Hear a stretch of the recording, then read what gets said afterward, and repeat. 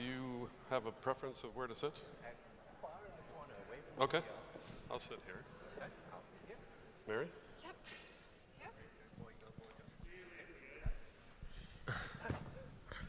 Buonasera. Thank you all for coming. My name is Mathew Ingram, and I'm the moderator today. Excuse me if my voice is a little hoarse. I had dinner with a bunch of lovely Italian journalists last night, and we spoke for about 4 hours, and it was very loud. And I think that's more, I spoke more last night than I have in about 2 years. So yeah, voice is a little sore. Anyway, welcome to the panel. The topic is journalistic business as usual is a disaster for democracy and civilization. So just a lighthearted, kind of fun panel. Yeah, if that's not what you were expecting, you're in the wrong panel. So I'm going to introduce, hopefully, Dan Gilmore, who's currently in Japan, I believe. It was originally his panel, but I'm helping because, of course, he's remote. Hi, Dan. Wave to Dan, everybody. They're all waving to you, Dan. So Dan, I wanted you to kind of give us an intro to the topic, something I think you've thought a lot about.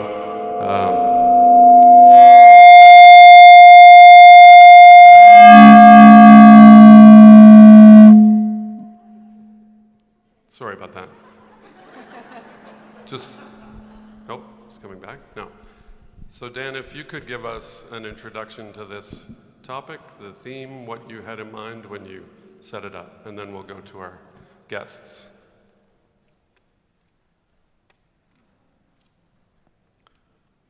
Yep, we're not hearing Dan. Hang on. Try again. There we go. Okay. Well, not too much feedback. Thank you, and it's wonderful to see you, even at this distance. I'm actually in California at the moment. And I don't want to take too long because this is a panel full of terrific people who will have lots of things to say, but a tweet that went by yesterday felt like a great synopsis of the issue. Someone posted saying that some people are urging journalists to, and I'll quote now, start championing an unapologetic pro-democracy bias. But ethical journalism, said this person, already seeks truth and reports it without making this subjective value judgment. And I thought that was exactly wrong. I think that we would call bias toward free speech a subjective value judgment by that standard. Well, I don't think that's a subjective value judgment. That's just something we have to fight for as journalists and as people who care about freedom of expression. Because if democracies fold under the relentless attacks that are going on at this point, freedom of expression is going to be about the first thing to go along with them. I think that on some really central issues of our time, that ethical journalism actually demands active bias from journalists. I don't see any alternative. I think we need activism to save democracy. I think we need activism to save civilization from climate change. And journalists have to be part of that. These are not the kinds of issues that are two roughly equal sides. This is what people call existential issues. And I think we have to respond accordingly. So we can't do business as usual, quoting both sides when one side is lying. When politics as horse races as journalists still do, certainly in this country,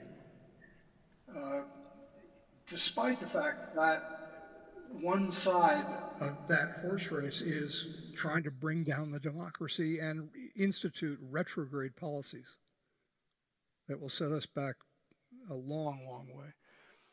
And that whatever your issue, I believe, in many ways, that the future of self-rule, of the ability of people to make their own choices, is going to make this turn one way or the other. And I think climate change is one of them.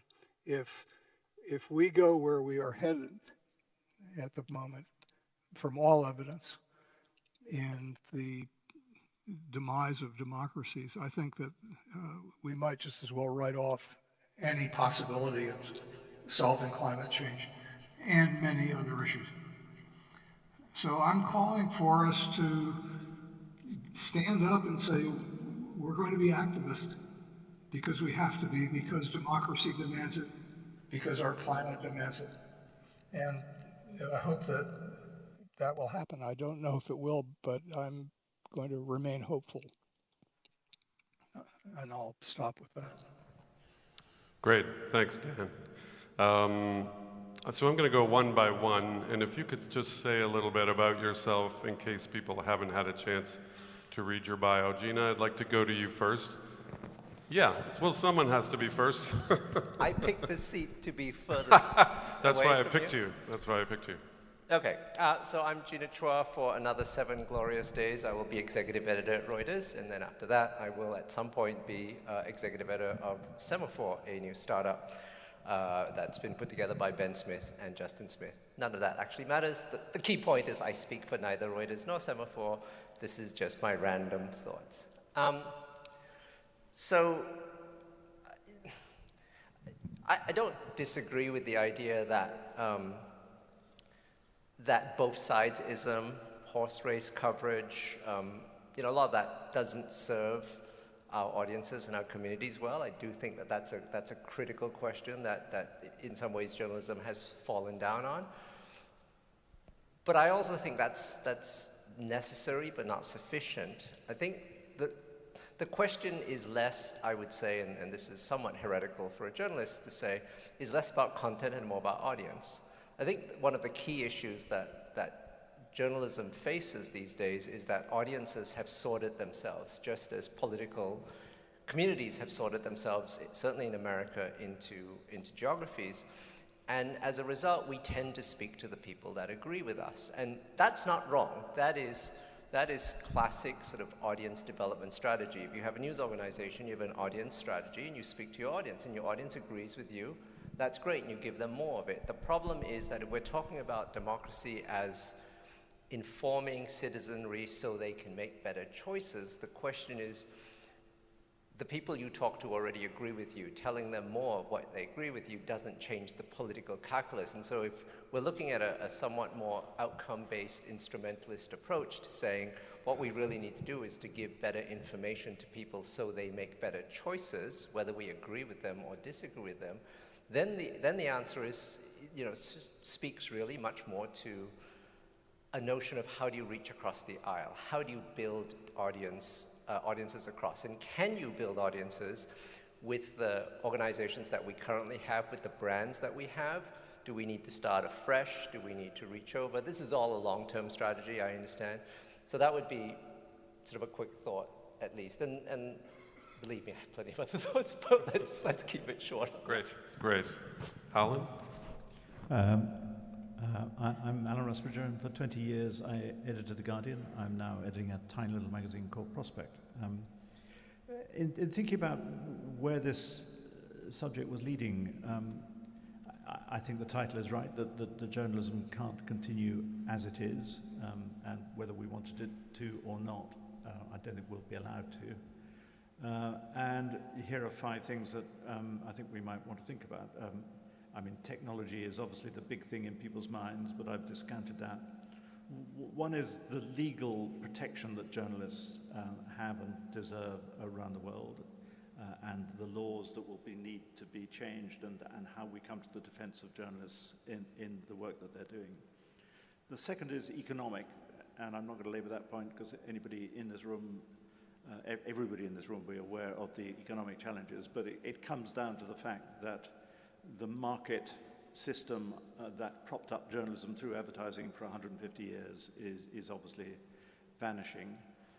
What's replacing it is very good journalism for elites and rather rubbish journalism for everybody else, and the dangers of that in a society are really obvious.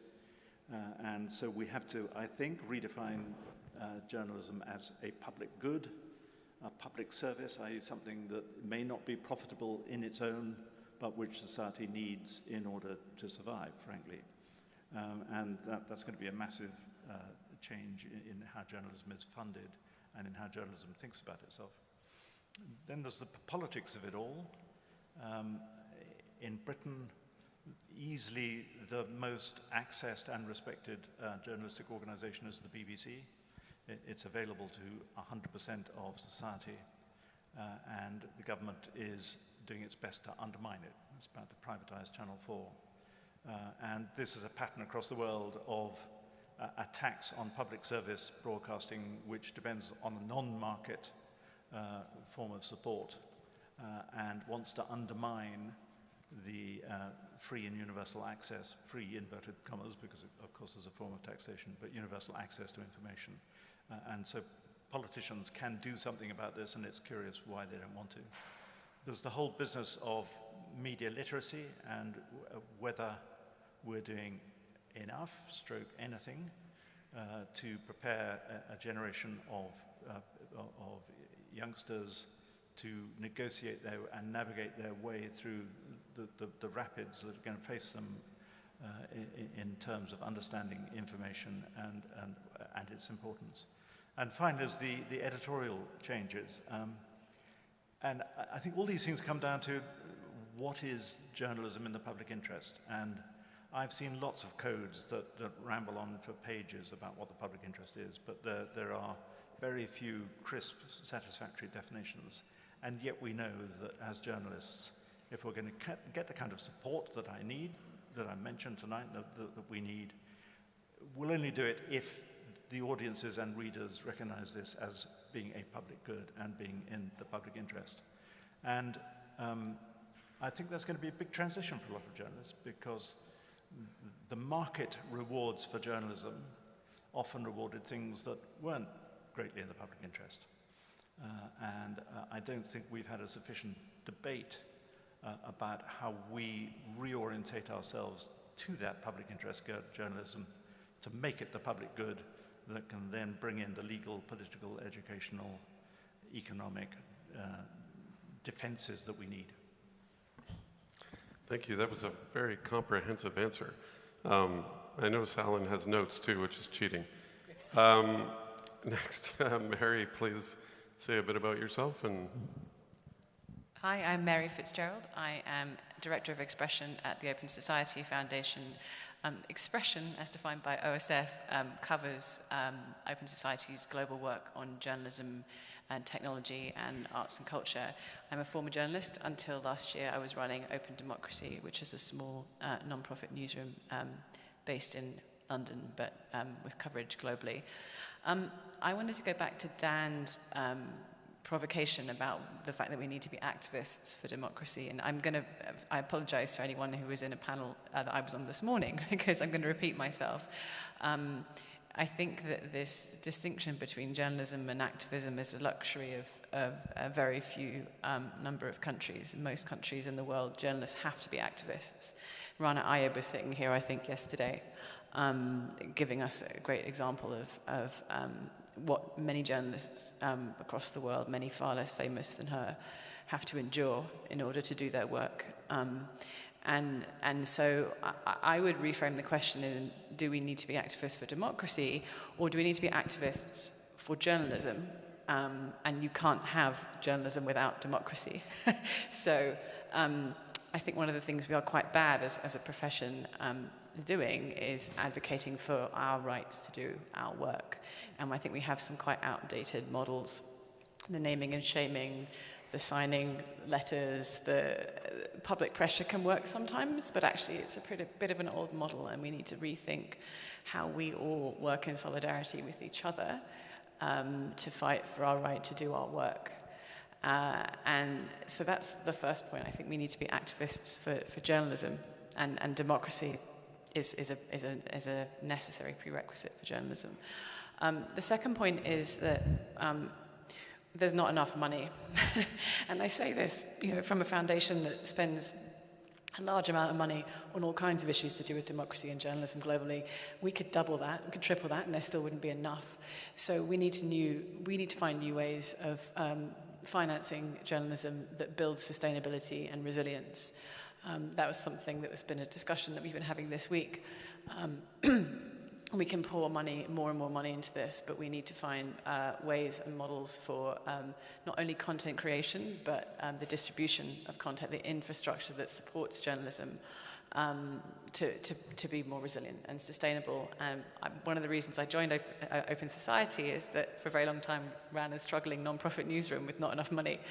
And many of the things I wanted to build at Open Society was shared infrastructure. So I would have given my right arm to share a really good HR person with another organization, and or a great finance person, and the pooled legal defense, which I think is actually one of the things that is coming together well, and I think there are some really interesting models out there for that. So the first point is we have to be activists for journalism. The second, we need much more money, but we need new ways of leveraging money to build sustainability and resilience. And the third is we need to redefine what we think of as journalism in some really key ways. We stand for facts, we stand for truth. Fact-based reporting is always going to be really, really important. But how we tell those stories and who we work with to surface stories, I think needs a bit of a rethink as well. Some of the best stories we did at Open Democracy, the key actors and players were the lawyers or the activists we worked with to uncover facts. We worked with a fantastic organisation called Foxglove to sue the UK government over its secret deals with Palantir. We worked with fantastic women's rights organisations that led us to this crazy network of crisis pregnancy centres that were deceiving women and girls all over the world about their reproductive choices and options. So much of what we surfaced and so many of the stories that landed best involved partnerships with other organizations, other people, other disciplines. So I think redefining what we think of as journalism and who we work with to produce stories, as well as how we tell stories, is also a really key piece of this. Great. Thank you all very much. Dan, I'm going to go back to you, and I'm going to bring up just something Gina said. If we are activists, if we are taking a side, and whether it's climate change or politics, are we in danger of just preaching to the choir? Are we in danger of isolating ourselves in a way and just talking to people who already agree with us? I'm getting a bad echo. There is already this disengagement from journalists by people who have chosen a certain side here. Certainly in America, the people who want to bring things down and to do another America than the one we have, they don't trust us anyway. We've already lost them. I don't see any easy way to get them back. I think that a long-term approach to that, however good idea that is, it is a good idea, isn't going to work at this point. We don't have much time. And I would also, I want to vehemently agree with something that Mary said, which is that in many parts of the world, the act of doing journalism is an act of activism. And that this is kind of a discussion for the privileged part of the world that still has democracy, but we really are in some danger. I don't see any way to persuade the adherents of the Murdoch family's products to believe anything at this point unless evidence causes them some problems. So I guess the problem I have with that is if we write off a large chunk of the population in any country, I'm not just thinking of the US, if we effectively say they're lost or we can't convince them, then, I mean, they're part of a democratic country. Like we can't just move on without them, can we? No, we can't. We can do things at the local level to establish that we are all people and that we are all neighbors and citizens.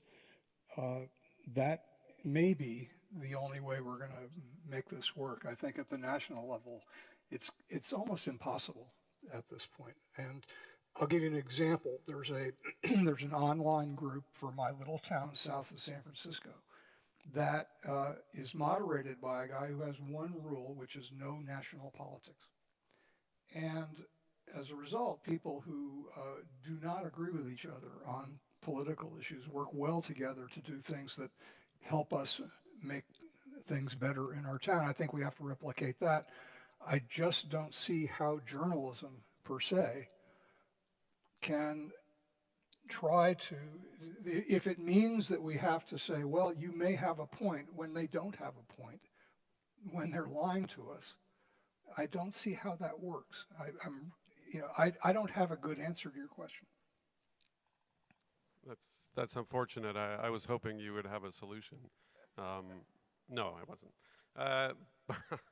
I wanted to sort of talk a bit about, you mentioned, Mary, I think, that we need to move beyond just simple fact-checking, the things that we, I guess, think of as the bedrock parts of journalism.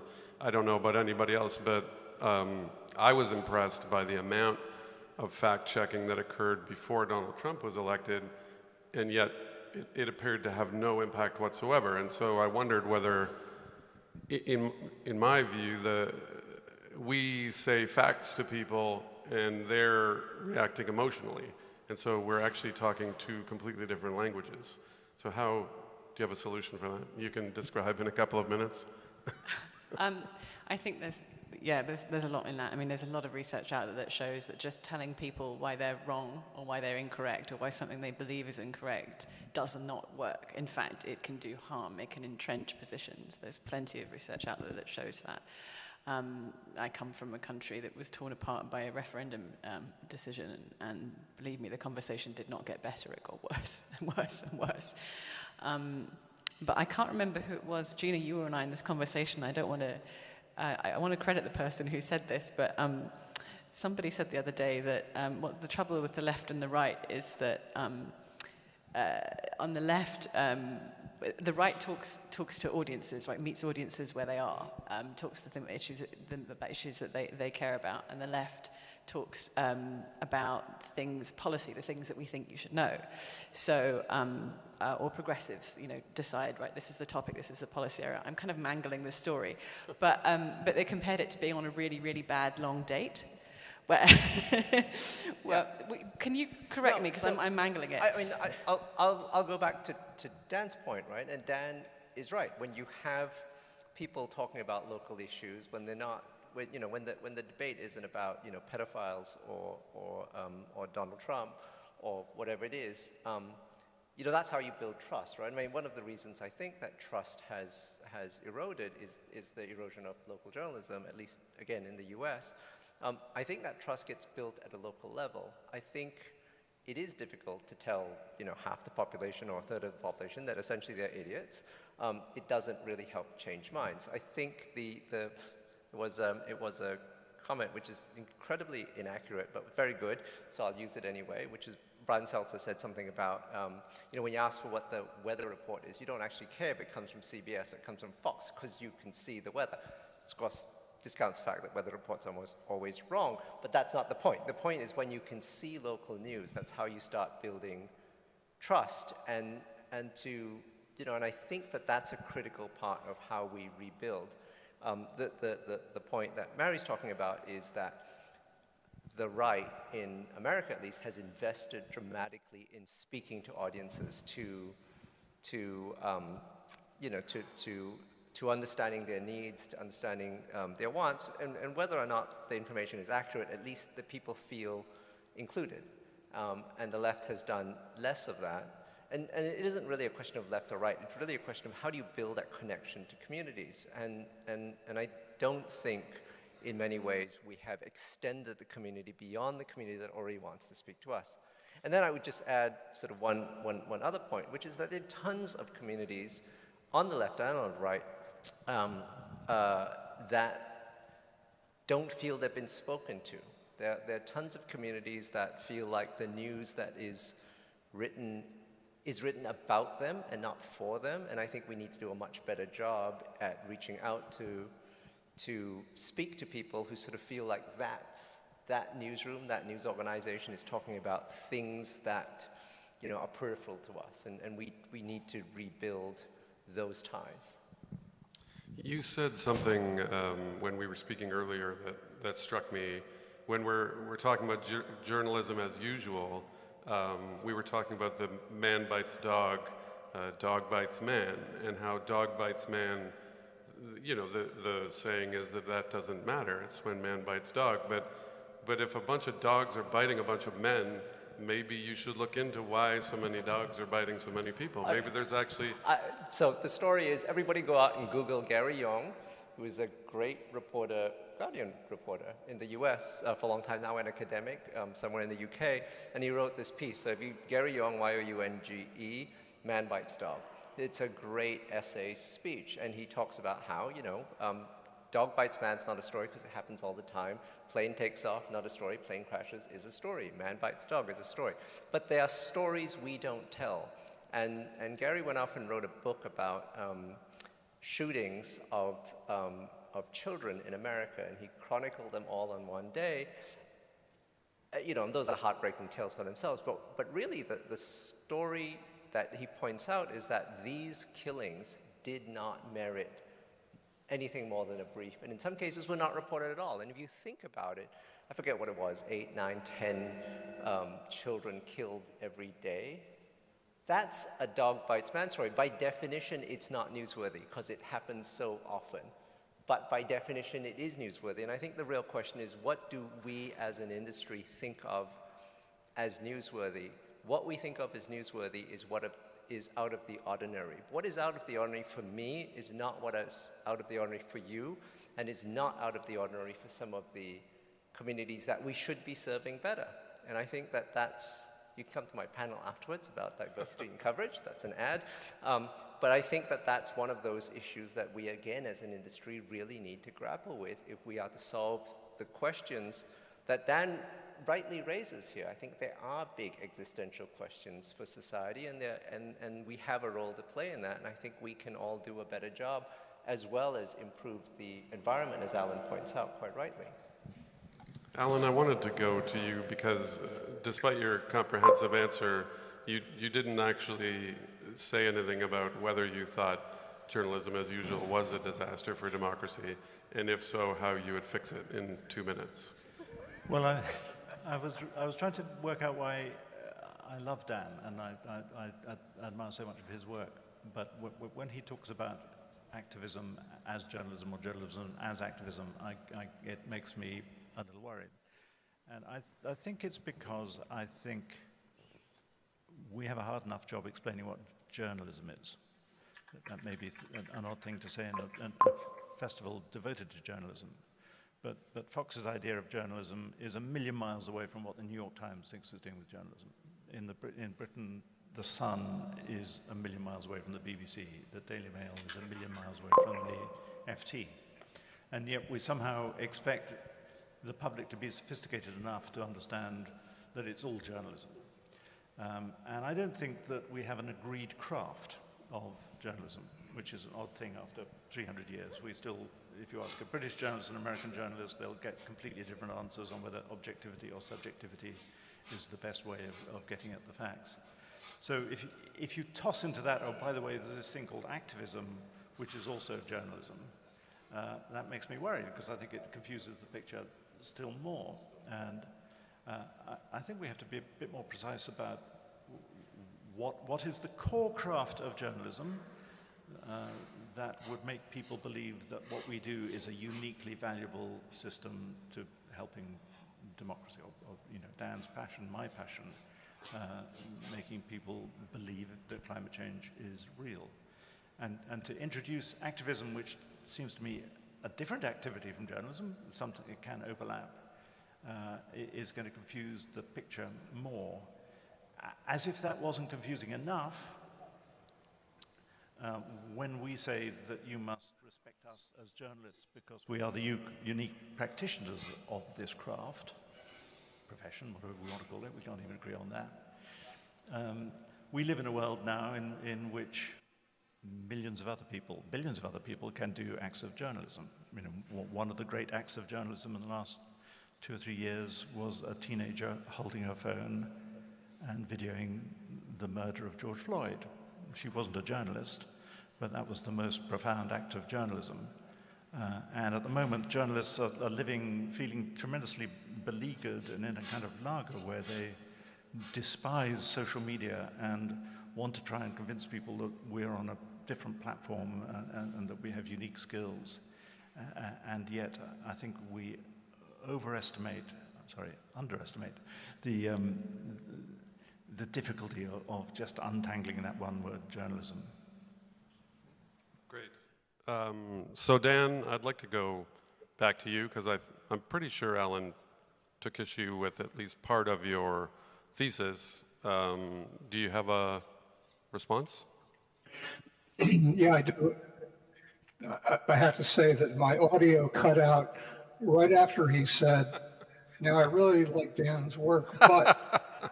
That was the most important part. But I think having known Alan a long time, I think I know what he said.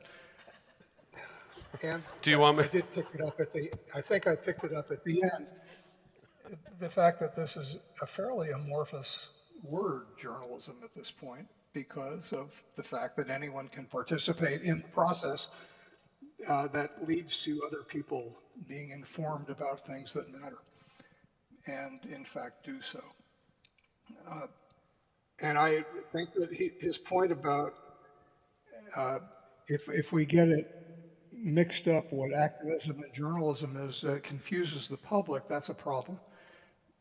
The work I've been doing the last decade or so is in the media literacy area, where we try to help people be less confused but also participate. That being literate is not just being a good consumer, but also being a good creator, which we all are in today's social media world. And I just wanted to say one thing about Dog Bites Man. That's a framing for the world where there's journalism as big entity telling all the little people what's going on. And I come back to this idea of locally things are very different. If someone on your block is bitten by a dog, that's really big news. And it's even bigger news if it was your dog. So we have to understand that it's the frame of reference that determines what news is in many ways, and that we have our work cut out for us to figure out how to accommodate all these different levels of society and to get this right. The last thing I want to say is about Gina's comment was that I do think we have to go where people are. I don't want to write off people who think that the election was stolen. And I think there are common issues where we can find agreement, and that where we listen to each other on other issues, we can find the places where we do see a problem together. It may not be everything, but we can at least reach out to each other and talk. And I'm willing to do that anytime, but I think journalists have to be rigorous in trying to protect the planet and the very thing, as Mary said, that makes journalism possible, which is a free society. Great. We're not going to have, there's no one with a mic to take questions, and I don't think there's a mic that you can stand up to, but so you can do one of two things. You can stand up and shout, or, which is also bad for COVID reasons, or you can tweet or DM me, and I will try and ask your question. So I just posted a tweet. My handle is @Mathew I, and Mathew has one T, so MATHEWI. And I'll be checking.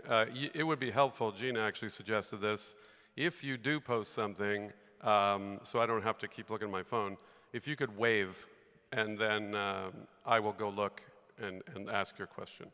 So please, yeah, start tweeting. I guess this goes back to something I think Mary brought up, and I also brought up. If we want to reach people, even locally, I'm thinking of a couple of people I know, extended family members, etc., who believe the most insane things. You know, I like them, and in some cases love them, and I want to reach them to talk about whatever it is. But if they believe that George Soros controls the weather, that's just an example. That's not what they actually believe. But how do we reach them? How do I, or how does anyone, try to reach them on a level where we can actually have an impact? This is for anybody. Well, I have the keys to the space laser. Now that Okay. That would help, yeah, the Jewish space laser. Yeah, Great. so Okay. That's fine. That's how I reach them. Problem solved. No, I'm going to answer this in a kind of sideways way, I think. So obviously OSF does a lot more than just support journalism. It's a democracy and human rights foundation. It's trying to promote democracy and human rights all over the world. And I had an interesting conversation with a colleague who was kind of playing with me, but also a bit serious. And they said, well, look, in Brazil, there's a huge problem with democracy right now. And if you Google who are the most influential voices in Brazil, who do most people listen to, all the top 10 are influencers. They're not investigative journalism outfits. If we want to promote democracy and human rights, why don't we just go straight to the influencers? And I said, well, yeah, I mean, I actually think that going to influencers and influencers as a distribution mechanism is great. And obviously the data shows that they reach a lot of people, right? A lot of people in Brazil will hear them. But without journalism, they won't have anything to say. So the process of journalism for me is about finding out things that someone doesn't want you to know. And that's the craft, right? That's the purpose, and you can do that through any number of techniques. It can be you happen to see something, you video it, or you spend 9 months doing a really deep, complex data investigation, right? Those are both acts of journalism. But you don't have anything to say unless you do the journalism. And so the influencer might be the distribution mechanism, but that's not the journalism part. That's the communication part. That they might be part of the storytelling, but the journalism is finding the story. And so I think that's a distinction between the journalism and the activism piece that I don't think is confusing. I don't think we have to confuse people in that way. I think that that can be quite clear and quite different. Can I, so just to get in on the vexed question of activism and journalism, I think the key thing about the craft of journalism is that of an open mind, right? That you will walk into a story prepared to believe that George Soros controls the weather if there is evidence that George Soros controls the weather. You don't walk in saying, well, actually, this is a particularly bad example, but you don't walk in saying, not true. And certainly the key thing, I think, for audiences to believe, and fully agree with you, it's confusing enough as hell as it is, right, is that enough people believe journalists walk in with an outcome in mind, and that we'll just find the facts that prove us, right? Not even, in some cases, they believe we lie about the facts. In some cases, we just selectively pick the facts. The point is, the act of journalism is the walking into a situation and being prepared to accept whatever the truth is. And that's the activism, right? The activism is in the pursuit of the truth as the facts come out, as opposed to the outcome that we want. Do you want Joe Biden elected, or do you want Donald Trump elected? Technically, we don't care. technically what we want is for people to have the right facts so they can make the right decision.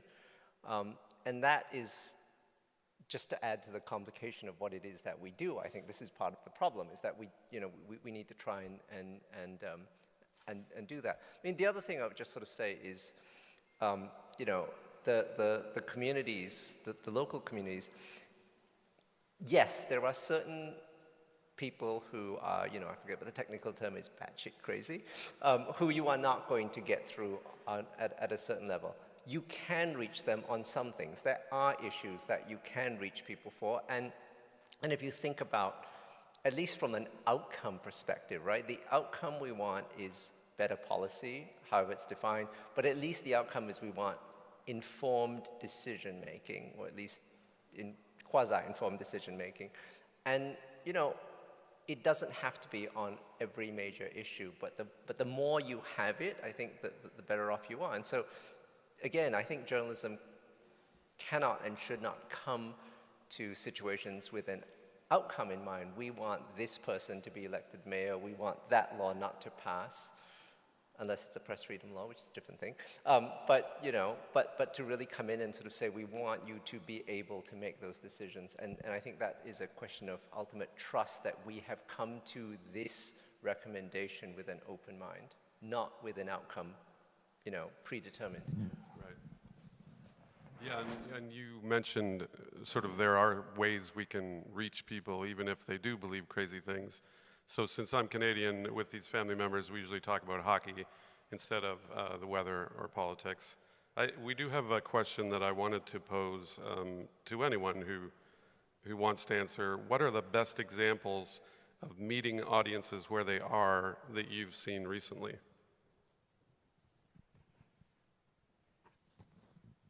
I'm going to steal one from Marina Walker, who's going to be on, again, my panel right after this. Another ad for you. So it's unfair to Marina, but whatever. So Marina does fantastic work at the Pulitzer Center for Crisis Reporting. One of the things that they did do was, they did a story about essentially water debt, companies who are overcharging or trying to gouge people for payment for water in Chicago. And they understood that their audience was never going to go to a website and read this story, and so they wound up printing up QR codes on, I forget what the number is, I'm going to make it up because she's not here, I hope, 18,000 cards, mailed them to all the people that they had in their database of people who had been overcharged, and made sure they had that, so with a smartphone they could read the story. I'm going to say Venezuela, but close enough. In another place, they wound up just because they knew, again, people had no power in many cases, no ability to read the story, they just paid for huge signs that had the stories up and pasted them up on the walls and had people come, and there were stories of people standing there and reading those stories. So, I mean, that's distribution. That's a great idea. But it is reaching communities and giving them information without sort of assuming that we've done the content. It's good. And there are examples, certainly, of reaching communities in terms of what they're interested in. But these are examples of reaching communities through distribution. Alan, sure. I haven't used Telegram for a long time, and something made me look at my Telegram app today, and there were 230 messages from Zelensky. And he's trying to reach you. He's trying to. I feel guilty that I haven't been returning his calls, but I mean, what a brilliant communicator and system of just using that channel in the most effective and moving and powerful and disturbing way. I'll use quite an old school example, which is being reinvented, which is that you don't always have to have your own distribution platform if you're doing journalism. So many of the most interesting conversations I've been having recently are with new investigative outlets that are producing journalism, producing stories. Maybe they have a Twitter feed or a social media following, but they work with partners to get them out, and they choose their partners according to what the story is. That was something we did at Open Democracy a lot when we were investigating the financing of the Brexit campaign. We would often place stories with right-wing Brexit-supporting outlets because we wanted to engage audiences that were different from the ones that engage with us on our website and in our filter bubble. So picking the right media partner, even very traditional media partners, is sometimes the right thing to do justice to your story. You can't just put it on Facebook then, you mean? I can't remember the last time I was on Facebook. I haven't closed my Very account. smart. Yeah, but Very it's been smart. a long time. Good for you. Dan, I don't want to leave you out. Do you have any examples that you want to talk about, reaching people where they are? There are lots of examples of projects that are, and some of the ones you've just heard are great. And I think that we ought to do lots of these experiments, but I think it falls into a larger umbrella for me, which is that we don't listen very well to each other. And if we don't do that, we're not going to get any of this right in the end. Listening doesn't mean agreeing. It means trying to find out why they believe that. And sometimes asking somebody, this is not an original insight, by the way, but asking people, how do you know that, can lead to a fascinating conversation.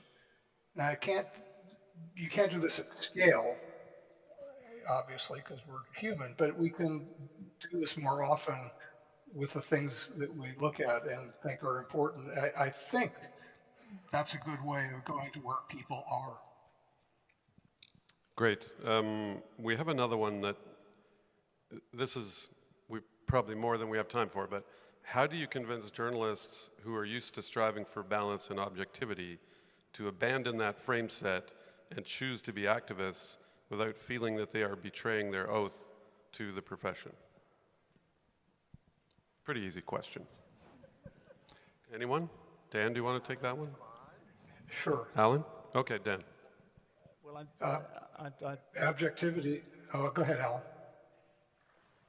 I'm not sure I would want to persuade them, because maybe I'm getting too old, but I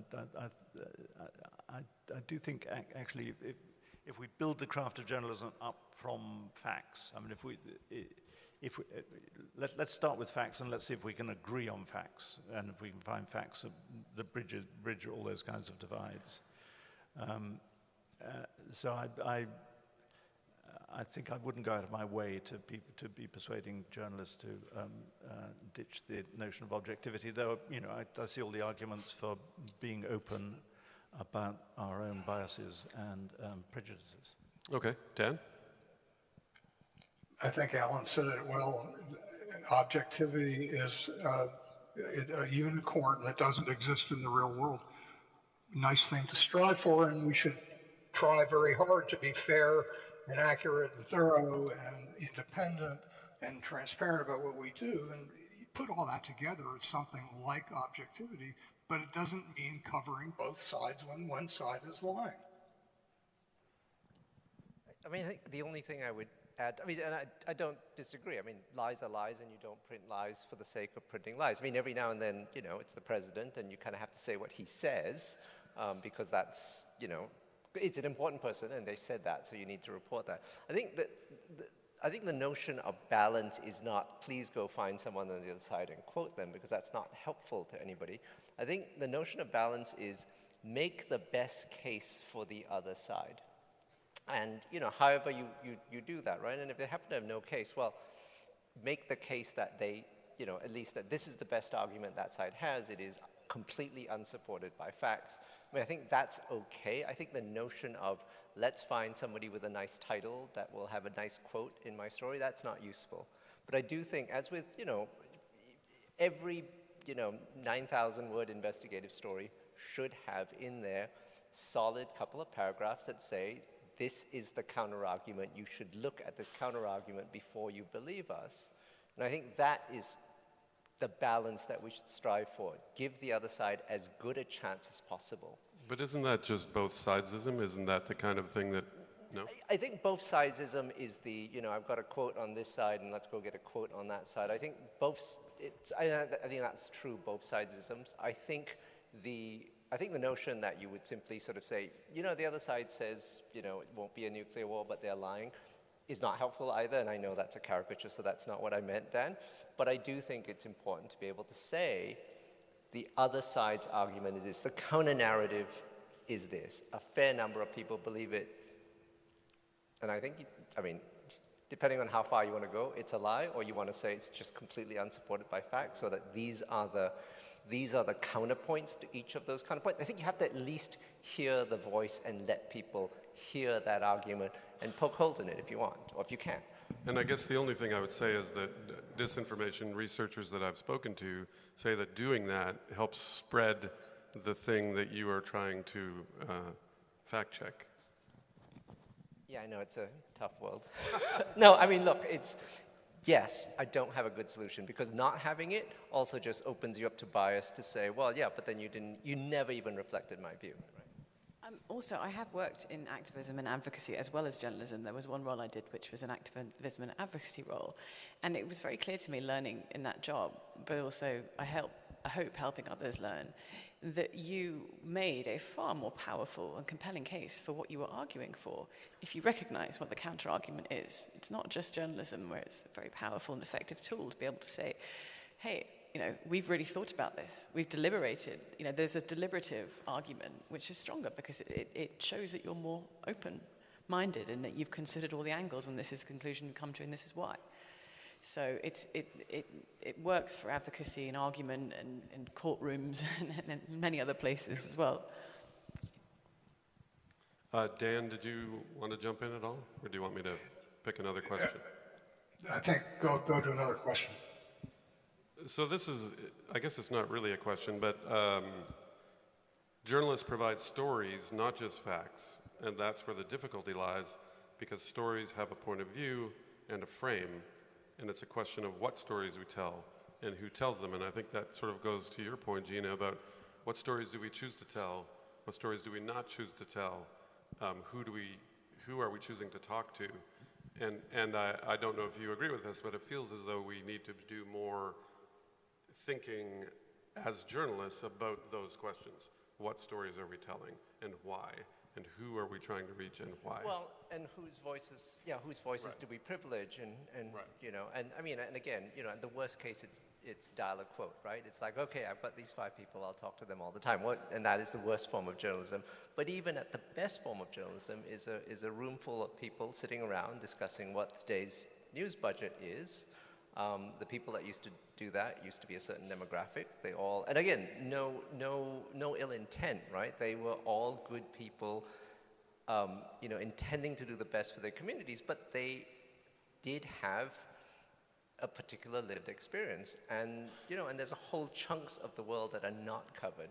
I remember one of the best things about BuzzFeed, and I don't say this because Ben's going to be my boss, you know, back in the day, BuzzFeed created an LGBT bureau around the world. I mean, 7 people or something like that. Huge part of the human condition. Well, okay, reasonably large part of the human condition, almost completely undercovered by every major high-minded public service news organization in the world. Why? Didn't exist because either they weren't in positions of power, or the people who were in position of power were not able to talk about it. So huge part of the population, just their issues, other than, you know, when somebody gets arrested, or there's a lawsuit, or there's a big case in court, or a new law is being passed, their lives covered as conflict, not as lives. And, you know, and that's, you know, that's not unusual. There are huge communities out there that are completely unrepresented in the news making process. And I think that we lose those communities. We lose those communities from the discussion, to the extent that we have a role in bringing them to engagement in civil society. We've also lost them from the political process. And I think that's a huge, it's a tremendous loss to society, and we should do more about it. Leaving aside the fact that it's just good business and it's good audience development, it's important for society, and we should do it. That's a great point, and it reminds me of something that Jane Litvinenko said on a panel in this building about Ukraine. She said, you know, yes, there's a war, and yes, violence is happening, but Ukrainians are more than just victims and or heroes. They're people, and they have lives. And so to reduce them to those things effectively fails them and fails your audience to put them into a slot. And I think if we could broaden our perspective, even when we're doing those things, we would be doing them a service. I was based in Hanoi for a glorious 15 months, and and the thing was, because it'd be lots of American journalists like Hanoi, where American bombs landed a scant 30 years ago, and so it was like Vietnam, a country, not a war, right? And so yes. Yeah.